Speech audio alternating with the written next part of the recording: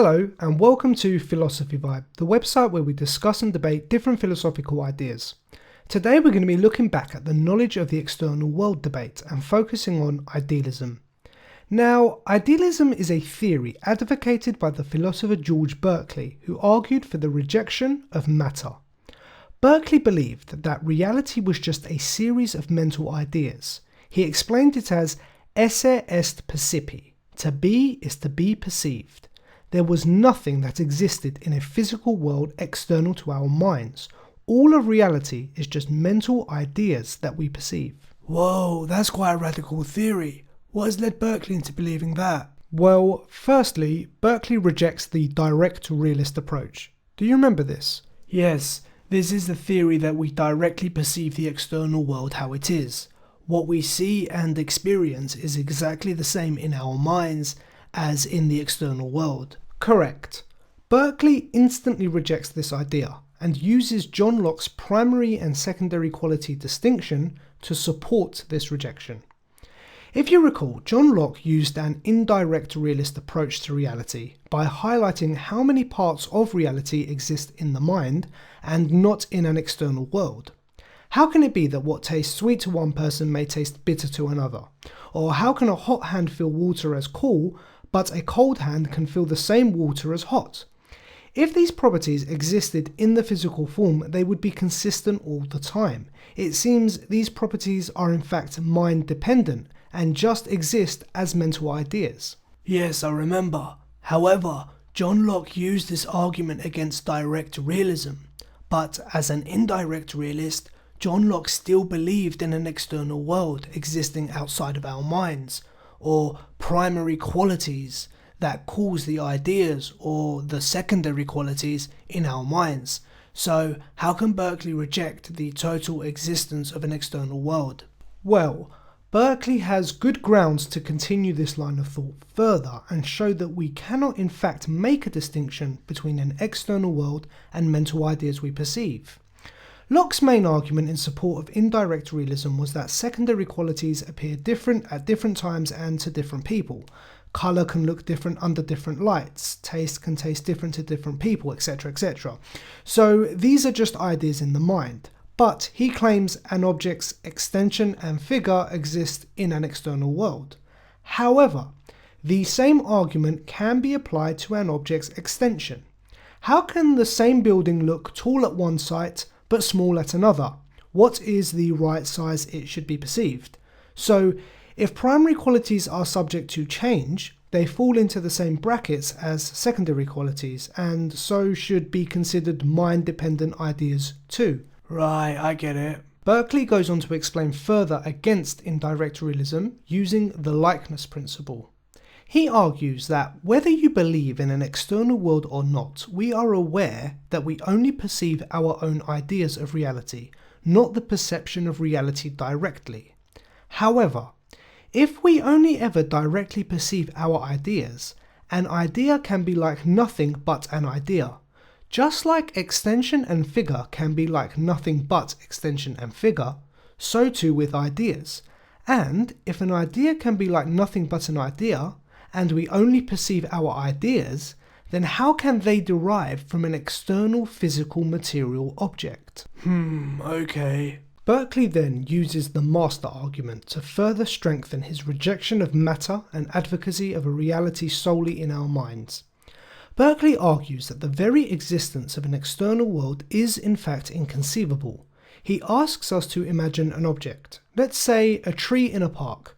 Imagine this object existing unperceived. What are you imagining? A big tree in an empty park. Well, in fact, it is you that's perceiving it. No one can perceive something existing in an external world outside of everyone's mind because you are there perceiving it. It is being perceived as an idea in your mind. We therefore have no access or cannot even conceive of a material world existing outside of our minds. Okay, Berkeley has raised some good arguments for idealism. However, doesn't an immaterial world all existing in our minds seem to go against common sense? How so? Well, let's say there is no physical world. How can our reality be so consistent? When I go into my room, I have the idea of it with all my stuff.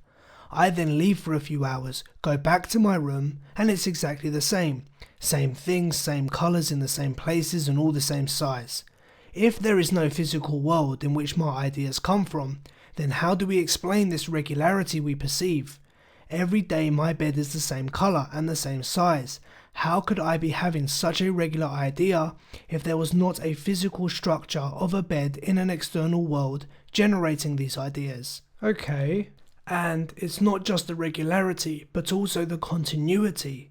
If I light a candle in my room and leave for a few hours, when I come back, the candle wax has melted. Well, if there is no physical candle wax in an external world, and I was not present to perceive the idea of the candle melting, then how has the candle melted?